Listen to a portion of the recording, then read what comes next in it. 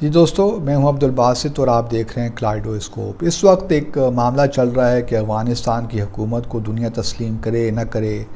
आप जानते हैं कि अफ़गानिस्तान की नई हुकूमत ने सुहेल शाहीन साहब को अपना मुस्तकिल मंदूब नामज़द किया है अक़वाम मुत्तहिदा में, न्यूयॉर्क में। इस वक्त जो अक़वाम मुत्तहिदा की क्रीडेंशियल्स कमेटी है, जो हर साल UNGA सेशन होने से पहले उसका इंतखाब होता है, 9 मेंबरान की ये कमेटी है। और ये इसका काम ये होता है कि जो वफूद आते हैं UNGA सेशन अटेंड करने, उन सब के क्रीडेंशियल्स देखे कि कोई किसी वक्त में कोई ऐसा मेंबर तो नहीं है जैसा कोई क्रिमिनल रिकॉर्ड है या वो UN की सैंक्शंस लिस्ट में है। तो इस तरह क्रीडेंशियल्स चेक किए जाते हैं।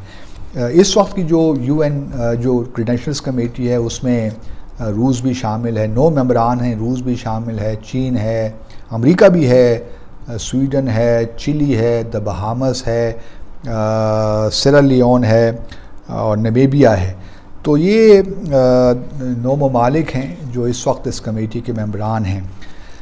अब एक तो मामला स्टेट का है। अफ़गानिस्तान की स्टेट को तो सब रिकगनाइज़ करते हैं। प्रॉब्लम वहाँ पे होता है, अगर डेमोक्रेटिक ट्रांजिशन हो जाए फिर तो कोई बड़ा इशू नहीं होता, क्योंकि डेमोक्रेटिक ट्रांजिशन में हम देखते हैं कि सब दुनिया रिकगनाइज़ कर लेती है। प्रॉब्लम वहाँ होता है जहाँ कोई सिविल वॉर या रेवोल्यूशन के बाद कोई हुकूमत वहाँ पे आए। तो इस वक्त मामला यही है अफ़गानिस्तान की हुकूमत का भी। आपको याद होगा कि ईरान में जब इनकलाब आया था 1979 में, तो उसके बाद जो सूरत हाल डेवलप हुई थी वो इसी किस्म की थी। और अभी तक बुनियादी तौर पे जो US और ईरान के हैं ताल्लुकात, सफारती ताल्लुकात नहीं हैं, गो कि ईरान अब दुनिया भर में उसकी हुकूमत को रिकगनाइज़ किया जाता है। लेकिन ईरान और US, जिस तरह हमारा भी मामला है, हम इसराइल की रियासत को तस्लीम नहीं करते, आर्मेनिया के साथ भी हमारा यही मामला है।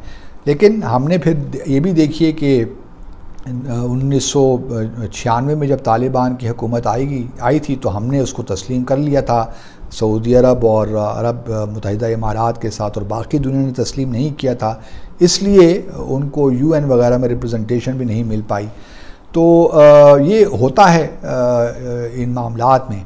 लेकिन क्योंकि कोई बैनुल-अक़वामी कानून वाज़ेह एतबार से मौजूद नहीं है, लेकिन ये एक बुनियादी तौर पर सियासी मामला ही होता है। लेकिन कुछ प्रैक्टिसेस हैं, मिसाल के तौर पर 3-4 चीज़ें हैं।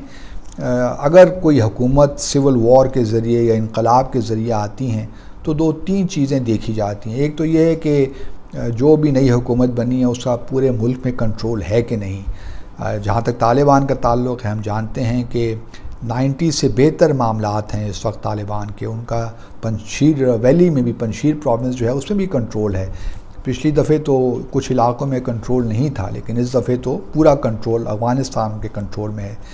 फिर ये देखा जाता है कि कोई आर्जी हुकूमत तो नहीं बनी, परमानेंट कोई चीज़ है, या कुछ मतलब ये तो नहीं होगा कि 1 महीने के बाद उस हुकूमत को फारिग कर दिया जाएगा। तो ऐसी भी कोई बात नहीं है।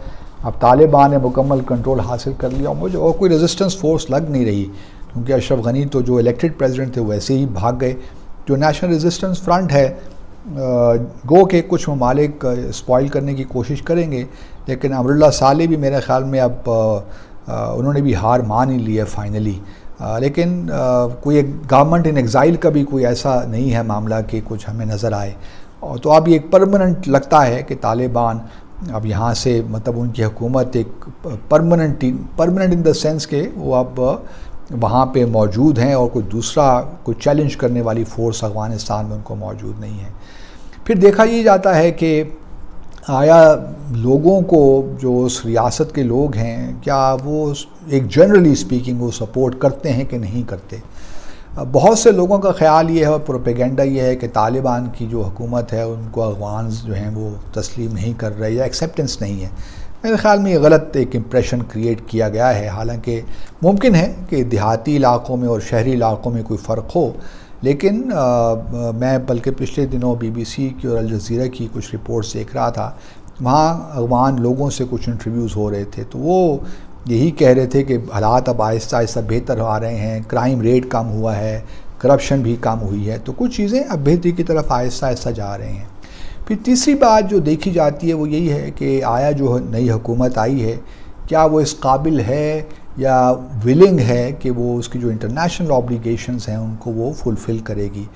और तालिबान ने तो बिल्कुल ये कहा है कि जहाँ तक इंसानी हकूक़ के कन्वेंशंस हैं और दूसरी जो भी उनकी इंटरनेशनल ऑब्लिगेशंस है वो उनको फुलफ़िल करेंगे। तालिबान को इस बात का एहसास है कि वो 90s वाली जो गलतियाँ उनको दोहरा नहीं सकते। और अगर अभी देखना यही है कि अब अगर जब तक तालिबान को आप तस्लीम नहीं करते तो उस वक्त फिर आप उन पर ज़िम्मेदारियाँ भी नहीं डाल सकते। इंटरनेशनल जो उनकी कमिटमेंट्स हैं तस्लीम करेंगे तो फिर ही वो अकाउंटेबल होंगे।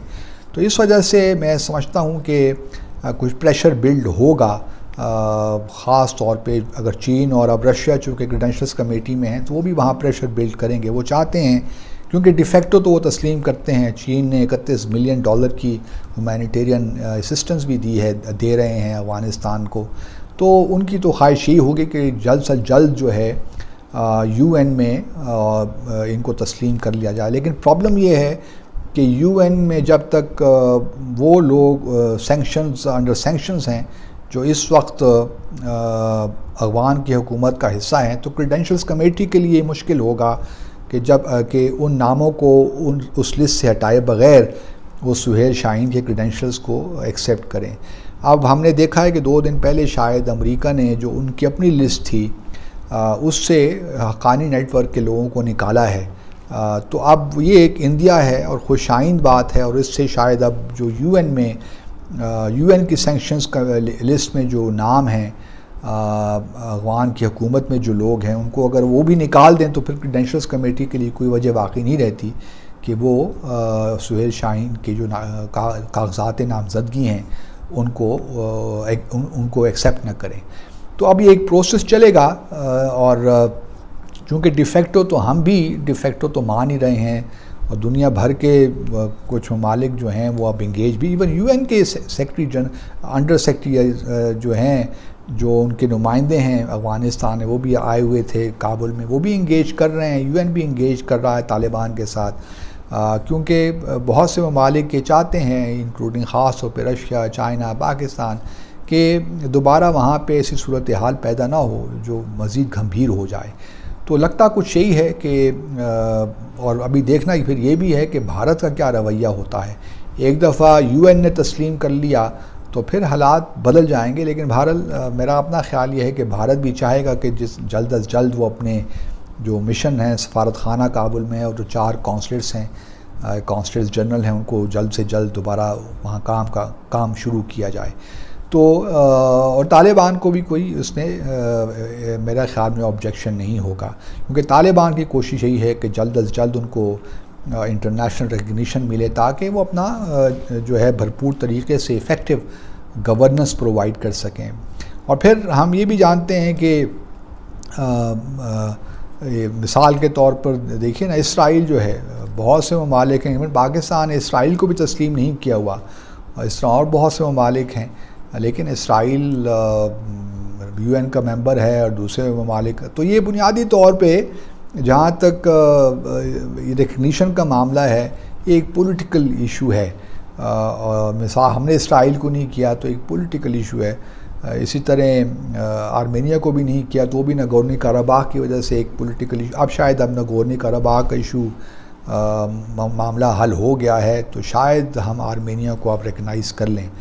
तो देखना अब यही है कि आगे मामलात किस तरह बढ़ते हैं क्योंकि 36 से 38 सफारत खाने हैं या कौंसलेट्स जनरल अफ़गानिस्तान की, अगर उन्होंने भी फंक्शन करना है तो ज़रूरी है कि पहले काबुल की जो हुकूमत है उसको दुनिया तस्लीम करे।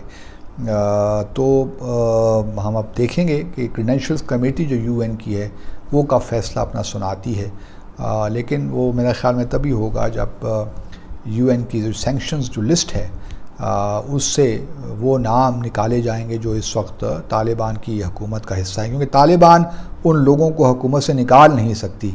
मिसाल के तौर पर सिराजुद्दीन हक्कानी हैं, इस किस्म के जो लोग हैं जो बड़े जो इंटीरियर मिनिस्टर हैं, और चूँकि तालिबान को अपनी जो एक फोर्स है रेजिस्टेंस मूवमेंट और आइडियोलॉजिकल उसको भी रखना है और साथ साथ दुनिया के साथ भी चलना है। तो एक बैलेंस जो रखना है वो बड़ा तालिबान के लिए ज़रूरी होगा, और ये मेरे ख़्याल में दुनिया समझती है। इसलिए अमेरिका ने अगर हक्कानी नेटवर्क के लोगों को अपनी लिस्ट से निकाला तो ये इस बात की निशानदेही है या इंडिया है कि वो आप हकीकत को, जो ग्राउंड रियलिटीज़ हैं, उनको तस्लीम कर रहे हैं। क्योंकि रशिया और चाइना का यही है कि आप ग्राउंड रियलिटीज़ को तस्लीम करें और इनको साथ लेकर चलें, ताकि अफ़गानिस्तान में दोबारा वो हालात ना हों जो पिछले 20 साल में थे या उससे पहले थे।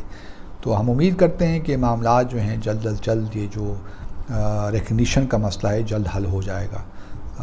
देखते रहिए कलाइडोस्कोप। आप सबका बहुत शुक्रिया। अल्लाह हाफ़िज़।